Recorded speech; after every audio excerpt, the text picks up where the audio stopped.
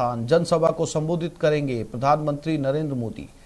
3:30 बजे वायुसेना के हेलीकॉप्टर से पुष्कर पहुंचेंगे। ब्रह्मा मंदिर में पूजा अर्चना करेंगे। पुष्कर से कायड़ विश्राम स्थली जाएंगे। कायड़ विश्राम स्थली पर जनसभा को संबोधित करेंगे। शाम 7:15 बजे किशनगढ़ एयरपोर्ट से फिर से दिल्ली के लिए रवाना हो जाएंगे। ये उनका टूर प्लान है और इस टूर प्लान के अंदर मिनट टू मिनट कार्यक्रम न्यूज 18 राजस्थान पर प्रधानमंत्री नरेंद्र मोदी का इस समय आप देख सकते हैं। आज वो अजमेर एयरपोर्ट पहुंचेंगे। अजमेर एयरपोर्ट से हेलीकॉप्टर के जरिए वो पुष्कर जाएंगे। पुष्कर में भगवान ब्रह्मा की मंदिर जाएंगे, वहां पर उनकी पूजा अर्चना करेंगे और फिर वहां से सीधा कायड़ विश्राम स्थली निकल जाएंगे, जहां पर जनसभा को संबोधित करेंगे और उसके बाद 7:15 बजे उनके वापस दिल्ली लौटने का कार्यक्रम है।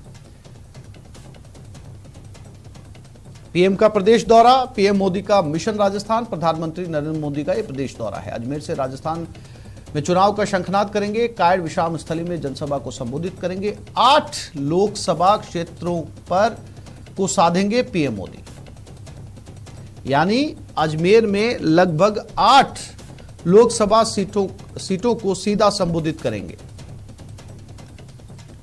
और पूरी तैयारी हो चुकी है। तमाम बड़े नेता, तमाम बड़े चेहरे बीजेपी के इस समय अजमेर में मौजूद हैं। तैयारियों को अंतिम रूप दिया जा रहा है क्योंकि आज प्रधानमंत्री नरेंद्र मोदी यहां पर पहुंचने वाले हैं।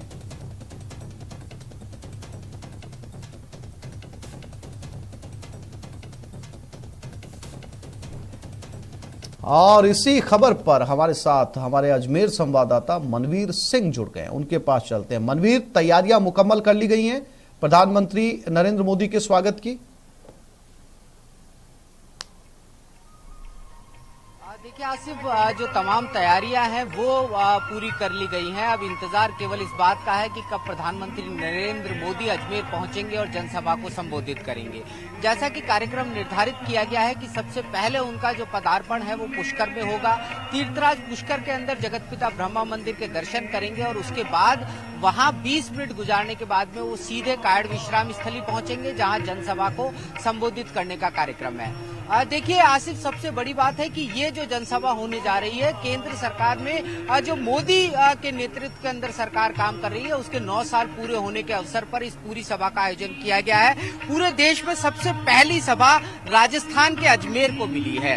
राजस्थान के अजमेर की अगर हम बात करते हैं तो ये इसलिए भी महत्वपूर्ण हो जाता है क्योंकि ये साल चुनावी साल है और जैसा कि अजमेर की पहचान सम्राट पृथ्वीराज चौहान से, और पृथ्वीराज चौहान के बारे में जब कहा जाता है कि 4 बास 24 गज अंगुल प्रमाण और ता ऊपर सुल्तान है मच चुके चौहान, तो इस बार जब प्रधानमंत्री नरेंद्र मोदी अजमेर की जनसभा को संबोधित करेंगे तो वो किसी भी स्थिति में चूकने की कोई भूल यहाँ पर नहीं करेंगे।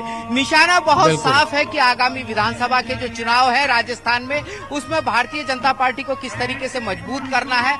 जब वो इस जनसभा को संबोधित करेंगे तो क्या कुछ सौगातें पूरे अजमेर संभाग को मिलेंगी, ये देखने वाली बात होगी। देखने वाली बात ये भी होगी कि किस तरीके से कांग्रेस को वो अपने निशाने पर लेते हैं। तमाम जो फीडबैक है, तमाम जो जानकारियां हैं प्रदेश भारतीय जनता पार्टी की ओर से प्रधानमंत्री कार्यालय को दी गई है। उनके आधार पर प्रधानमंत्री नरेंद्र मोदी अपने भाषण के बिंदुओं को तय करेंगे और जब वो बोलना शुरू करेंगे तो बहुत कुछ ऐसा होगा जिस पर सभी की निगाहें होंगी। भारतीय जनता पार्टी के जो प्रदेश स्तरीय नेता हैं वो लगातार इस बात को कहते रहे हैं कि प्रधानमंत्री नरेंद्र मोदी जब इस जनसभा को संबोधित करेंगे तो बहुत कुछ चौंकाने वाला होगा। दृष्टि सभी की इस बात पर है कि अजमेर की जनसभा से क्या कुछ चौंकाने वाला निकलकर सामने आता है। जी बिल्कुल मनवीर, आज जो है वो अजमेर से 8 लोकसभा सीटों को साधने की पूरी कोशिश की जाएगी और जैसा कि आपने कहा कि इन विधानसभा चुनाव का आगाज राजस्थान से हो रहा है। प्रधानमंत्री नरेंद्र मोदी का दौरा सबसे पहले राजस्थान में है। अजमेर से वो चुनावी शंखनाद करेंगे और मनवीर, जैसे ही राजस्थान के चुनाव संपन्न होते हैं फौरन लोकसभा के चुनाव की काउंटडाउन भी जो है वो शुरू हो जाएगा। तो कहीं ना कहीं प्रधानमंत्री नरेंद्र मोदी जो है वो एक तीर से 2 निशाने साधने की कोशिश करेंगे क्योंकि पहले विधानसभा और फिर लोकसभा। लोकसभा के अंदर 24 सीटें पहले से बीजेपी के पास में हैं राजस्थान से। मनवीर, देखिए, इसमें कोई दो राय नहीं है कि प्रधानमंत्री नरेंद्र मोदी का ये जो दौरा है राजनीतिक दृष्टि से इसके बड़े मायने हैं। बात केवल 8 विधानसभा क्षेत्रों की लोकसभा क्षेत्रों की नहीं है। 8 लोकसभा क्षेत्रों की 45 विधानसभाओं को साधने की कोशिश, लेकिन उसके साथ साथ अगर हम मंच पर नजर डालने की कोशिश करते हैं तो राजस्थान से आने वाले जो केंद्रीय मंत्री हैं, भूपेंद्र यादव मंच पर मौजूद रहने वाले हैं। उसके साथ में गजेंद्र सिंह शेखावत मंच पर मौजूद रहने वाले हैं, अर्जुन राम मेघवाल मंच पर मौजूद रहने वाले हैं, कैलाश चौधरी मंच पर मौजूद रहने वाले हैं। इन सबके साथ में मंच के ऊपर जो पूर्व मुख्यमंत्री हैं वसुंधरा राजे वो मौजूद रहने वाली हैं। यानी कि तमाम भारतीय जनता पार्टी के जो प्रदेश स्तर के बड़े नेता हैं, बड़े चेहरे हैं, वो मंच पर एक साथ प्रधानमंत्री नरेंद्र मोदी के साथ नजर आएंगे। जिस तरह के अंदर खाने से कयास बराबर लगाए जाते हैं कि भारतीय जनता पार्टी में भी अंतर्कलह है, कहीं ना कहीं एक बड़ा संकेत मंच के माध्यम से देने की कोशिश की जाएगी कि भारतीय जनता पार्टी में सब कुछ ठीक चल रहा है।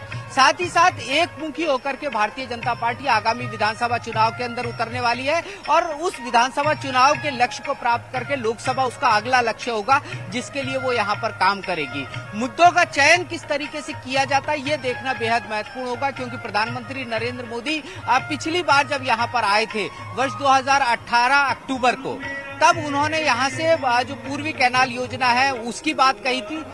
कांग्रेस लगातार हमलावर हो रही है कि उस दिशा में काम नहीं हुआ, तो क्या आज प्रधानमंत्री नरेंद्र मोदी उसके संबंध में कोई बड़ी घोषणा कर सकते हैं?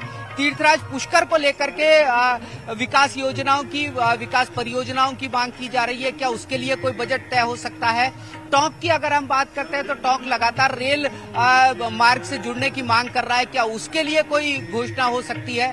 भीलवाड़ा की अगर हम बात करते हैं तो टेक्सटाइल पार्क की मांग वहां से लगातार उठ रही है। ये तमाम मुद्दे ऐसे हैं जो आम जनता को छूने वाले होंगे।